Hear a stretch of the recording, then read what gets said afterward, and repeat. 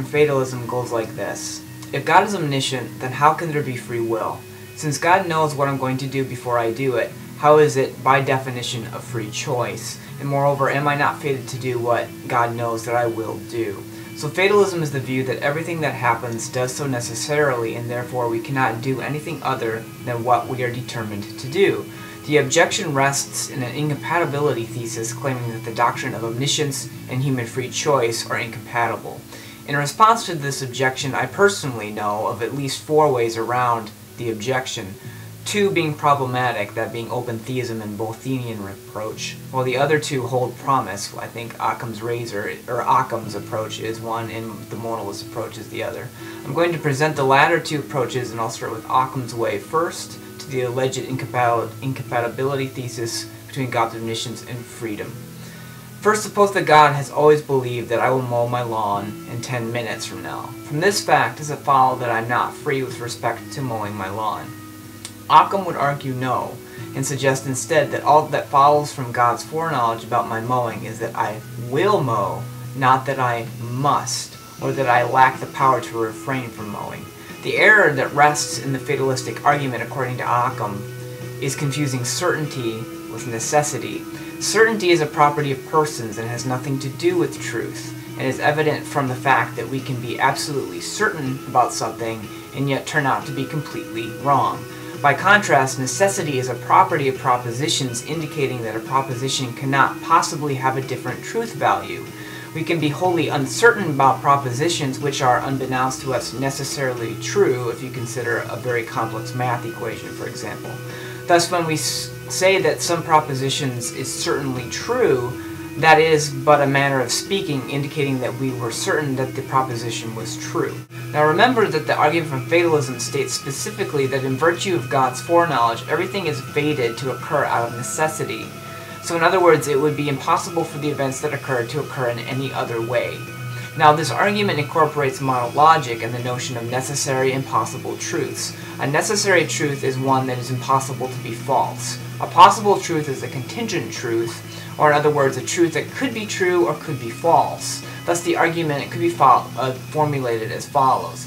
1. Necessarily, if God foreknows X, then X will occur. 2. God did in fact foreknow X. 3. Therefore, necessarily X.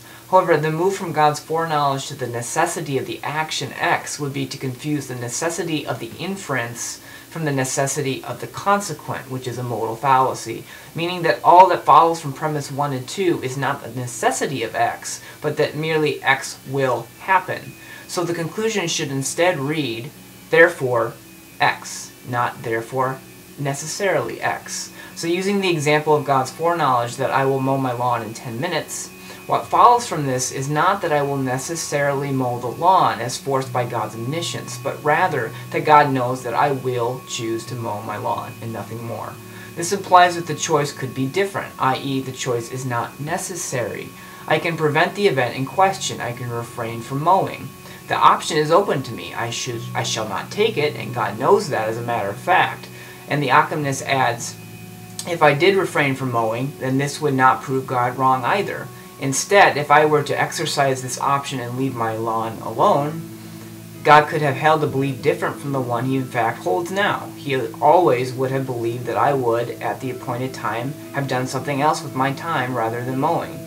So concisely, the Occamist's response holds that for this event, X, I am in a position to prevent X, but as a matter of fact, will freely perform X instead.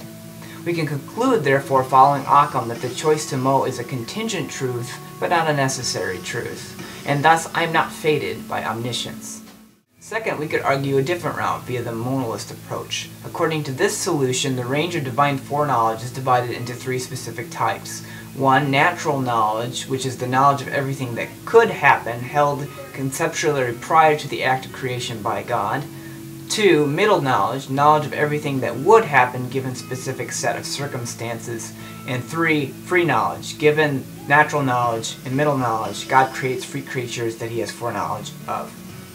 Thus, according to middle knowledge, God knows the future, for he knows all possible future states of affairs. If X were to occur, Y would occur.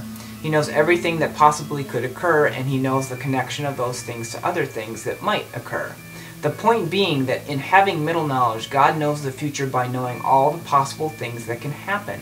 Thus, given person P and all the choices this person would make, given specific sets of circumstances known by God via his middle knowledge, human free will is not hindered, but is in full swing via the monalist's approach, in the way the monalist would argue.